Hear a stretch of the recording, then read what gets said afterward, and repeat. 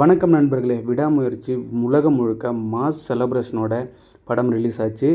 Release ஆன first ஷோலேருந்தே படத்துக்கு ஒரு மாதிரியான நல்ல ரிவ்யூஸ் வந்துட்டுருக்கு. ஒரு சில பேர் மிக்சடு ரிவ்யூஸ் கொடுத்தாலுமே படத்தோட டே 1 பாக்ஸ் ஆஃபீஸ் கலெக்ஷன்ஸ் எப்பயுமே ஒரு மைல்ஸ்டோனை க்ரியேட் பண்ணியிருக்குங்க இந்த 2025. அதோட டீட்டெயிலை ஃபுல்லாக இந்த வீடியோவில் பார்க்கலாம். வீடியோக்குள்ளே போகிறதுக்கு முன்னாடி சேனலை சப்ஸ்கிரைப் பண்ணி அந்த பெல் ஐக்கனை ப்ரெஸ் பண்ணுங்கள். விடாமுயற்சி டே 1 பாக்ஸ் ஆஃபீஸ் கலெக்ஷன்ஸ் என்ன அப்படின்றத இப்போ பார்த்துடலாம். உலகம் முழுக்க இந்த படம் ஒரு நல்ல ஓப்பனிங்கை கொடுத்துருக்குன்னு தான் சொல்லணும். இந்த படம் டே 1ல் உலகம் முழுக்க 50 கோடிக்கு மேலே கலெக்ட் பண்ணியிருக்கு. இந்த படம் இந்தியாவை பொறுத்தளவுக்கு 30 to 35 கோடியை கலெக்ட் பண்ணியிருக்கு. தமிழ்நாட்டில் இந்த படம் 25 கோடிக்கும் அதிகமாக கலெக்ட் பண்ணியிருக்கு அப்படின்னு சொல்லப்படுது. இந்த படம் மக்கள் மத்தியில் ஒரு மிக்சடான ரிவ்யூஸ் வந்தாலுமே கண்டிப்பாக கலெக்ஷன்ஸ் பாதிக்காது அப்படின்றதுல எந்த மாற்று கருத்துமே இல்லை. ஏன்னா ஏகே அவர்களோட ஃபேன் பேஸ் அந்த மாதிரி.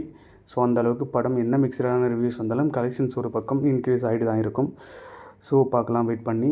இந்த தகவல் எல்லாமே நான் சொன்னது ஜஸ்ட் ஒரு எஸ்டிமேட் அமௌண்ட் தான்.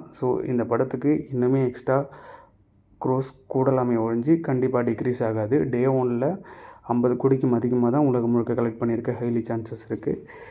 நீங்கள் விடாமுயற்சி படம் பார்த்தாச்சா? படம் எப்படி இருக்குது அப்படின்றத கமெண்ட் செக்ஷனில் சொல்லுங்கள்.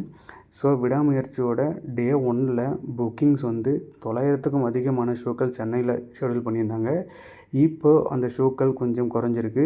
அந்த டீட்டெயிலுமே நாம் அடுத்தடுத்த வீடியோவில் பார்க்கலாம். நான் சொன்ன தகவல் உங்களுக்கு பிடிச்சிருந்து அப்படின்னா சேனலை சப்ஸ்கிரைப் பண்ணி அந்த பெல் ஐக்கானை ப்ரெஸ் பண்ணுங்கள். தேங்க்யூ.